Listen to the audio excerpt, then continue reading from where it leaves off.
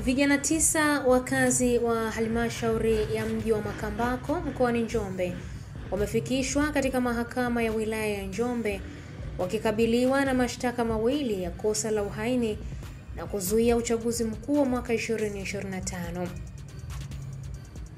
Wakili wa serikali Magdalena Howela amewasomea mashtaka hayo leo Novemba 7, 2025 mbele ya hakimu mfawidhi wa mahakama hiyo Matrida Kayombo. Amesema watuhumiwa hao walitenda makosa hayo kati ya mwezi Machi na Oktoba 30, 2025.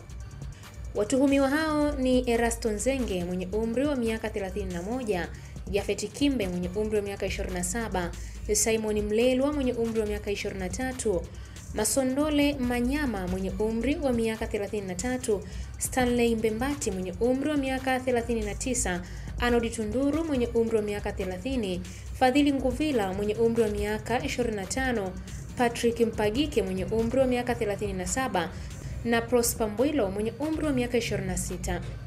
Kwa mujibu wa hati ya mashtaka, kosa la kwanza linawahusisha kula njama ya kutenda uhaini kinyume na kifungu cha 334 cha sheria ya mwenendo wa makosa ya jinai, marejeo ya kifungu cha 16 cha mwaka 2023.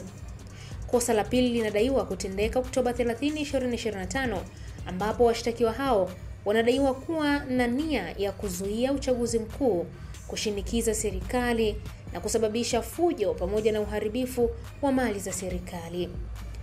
Hakimu Kayombo aliwaeleza washtakiwa kuwa hawatakiwi kujibu chochote kwa sasa, kwani shauri hilo litapelekwa kusikilizwa katika mahakama kuu. Ameongeza kuwa upelelezi bado haujakamilika na kwa kuwa makosa hayo hayana dhamana, washtakiwa wamerudishwa rumande hadi Novemba 12, 2025 kesi itakapotajwa tena. Mtazamaji wa ABT Media, usisahau kusubscribe channel yetu ili uwe wa kwanza kupata habari zetu. Mimi ni Irene Nziku.